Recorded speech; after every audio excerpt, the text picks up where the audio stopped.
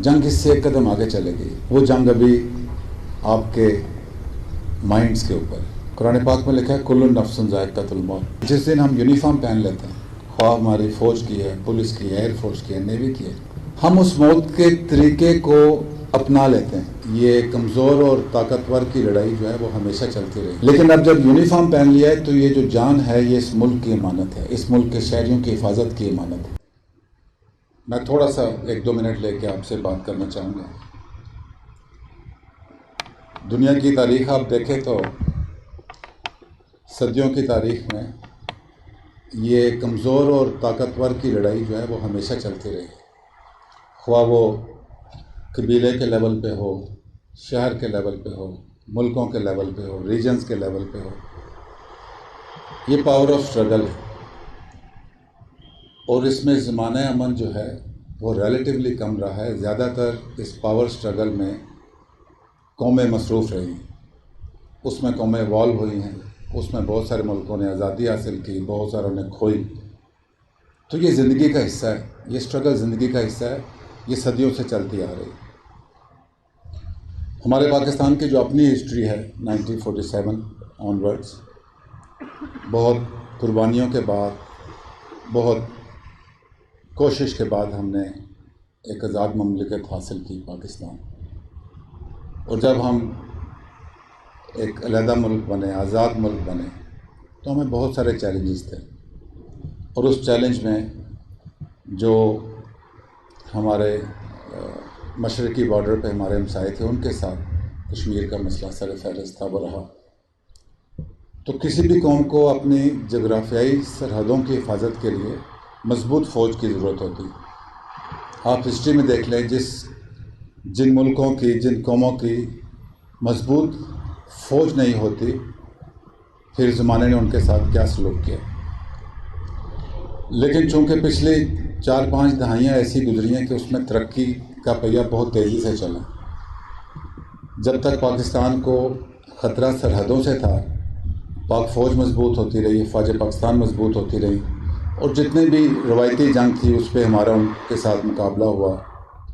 اور ہسٹری کے ساتھ آپ پڑھتے ہوں گے کہ کیسے کیسے وہ چلتا گیا. لیکن وقت کے ساتھ ساتھ خطرات بھی بدلتے رہے، اور یہ جو پاور اسٹرگل ہے اس کی حیت بھی بدلتی رہی. اس زمانے میں، شروع کے زمانے میں پولیس جو ہے، کیونکہ میں سی پی او میں کھڑا ہوں، پولیس کا ایک اپنا کردار تھا، لا اینڈ آرڈر کا، سوشل کرائمز کے اگینسٹ کا.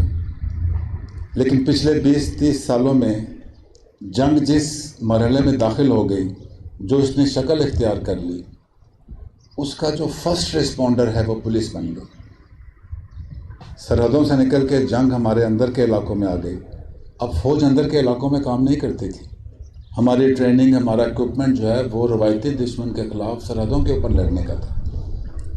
چونکہ پولیس جو ہے وہ لا اینڈ آرڈر کے لیے تھی اور سوشل کرائمز کے لیے تھی، ان کی وہ کیپیبلٹی اور کیپیسٹی نہیں تھی جو کہ دہشت گردی کو، جنگ کو سامنا کر سکے.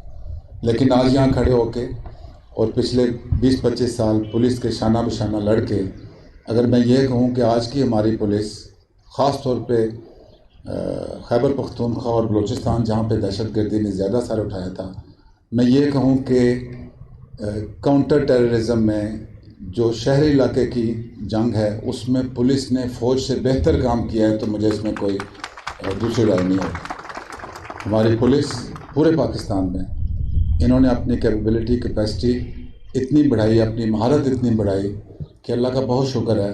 ابھی آپ نے دیکھیں پچھلے دنوں بلوچستان میں، اگر پچھلے سال کی بات کروں، آپ نے پی ایس ایل کا پری میچ کرایا، ابھی نیشنل گیمز ہو رہی ہیں. اس کی انٹائر سیکیورٹی کی رسپانسبلٹی بلوچستان پولیس نے اس کو کیا، اور بہت اچھا کیا. اور اللہ تعالیٰ کا بہت شکر ہے کہ ہماری بلوچستان کی پولیس اب اس قابل ہے ٹریننگ کے لحاظ سے، اکوپمنٹ کے لحاظ سے، کہ ہم ان خطرات کا مقابلہ کر سکتے ہیں. چونکہ شہداء کی بات ہو رہی ہے، سیکیورٹی فورسز جس میں افواج پاکستان بھی ہیں، پولیس بھی ہے، سی ٹی ڈی بھی ہے، ایون انٹیلیجنس ایجنسیز بھی ہیں. آئی جی صاحب کہہ رہے تھے کہ پاکستان کے شہداء ہیں، اس میں سویلینز بھی بہت شامل ہیں جو کہ کسی دہشت گردی کے واقعے کے نتیجے میں شہید ہو جاتے ہیں، انہوں نے بھی جانیں اپنی قربان کی۔ قرآن پاک میں لکھا ہے کل نفس ذائقۃ الموت۔ ہمارا ایمان ہے کہ ہم سب نے ایک دن اس دنیا سے جانا ہے۔ جو سیکیورٹی فورسز ہیں اس میں اور باقیوں کے ایمان میں کنوکشن کے لحاظ سے کیا فرق ہے کہ جس دن ہم یونیفارم پہن لیتے ہیں، خواہ ہماری فوج کی ہے، پولیس کی ہے، ایئر فورس کی ہے، نیوی کی ہے، ہم اس موت کے طریقے کو اپنا لیتے ہیں، ہم تیار ہو جاتے ہیں، ہم کہتے ہیں کہ مرنا تو سب نے ہے، لیکن اب جب یونیفارم پہن لیا ہے تو یہ جو جان ہے یہ اس ملک کی امانت ہے، اس ملک کے شہریوں کی حفاظت کی امانت ہے۔ اور ہماری سیکیورٹی فورسز نے بشمول پولیس پچھلے 20 25 30 سال کی جو جنگ ہے اس میں ثابت کیا ہے۔ یہ ہمارے ساتھ بیٹھے ہیں، ہمارے شہداء کے لواحقین ہیں۔ جیسے آئی جی صاحب کہہ رہے تھے، قوم کو اپنی کامیابی کے لیے اور اپنے آپ کو قائم رکھنے کے لیے قربانیاں دینی پڑتی ہیں، اور جان کی قربانی سے زیادہ کوئی قربانی نہیں ہے۔ اور ہماری سیکیورٹی فورسز جو ہیں، ہم نے قسم کھائی ہے کہ اس ملک کی حفاظت کے لیے، اس ملک کی عوام کی حفاظت کے لیے جو سب سے قیمتی چیز ہے ہماری، ہم اس کو قربان کریں گے، کرتے رہیں اور انشاءاللہ کریں گے۔ آخر پہ میں یہ کہنا چاہ رہا ہوں کہ جیسے روایتی جنگ سے ہم اس جنگ میں آ گئے جہاں پہ پولیس لیڈ رول میں آ گئی اور بڑا اچھا کام کیا، جنگ اس سے ایک قدم آگے چلے گئی۔ وہ جنگ ابھی آپ کے مائنڈز کے اوپر، کہ آپ کے دماغ کے اوپر کیسے بات چیت چلائی جائے کہ آہستہ آہستہ یہ جو سیکیورٹی فورسز نے کامیابیاں حاصل کی ہیں یا جو آپ نے کامیابی حاصل کی ہیں اس کو کیسے ڈاؤن کیا جائے، آپ میں کیسے تفرقہ پیدا کیا جائے، ہماری یونٹی کو کیسے چیلنج کیا جائے، جس کو عام زبان میں اپنے زبان میں 5th جنریشن وارفیئر کہتا تھا۔ اس وقت ضرورت ہے کہ ہم ایک ہو کے رہیں۔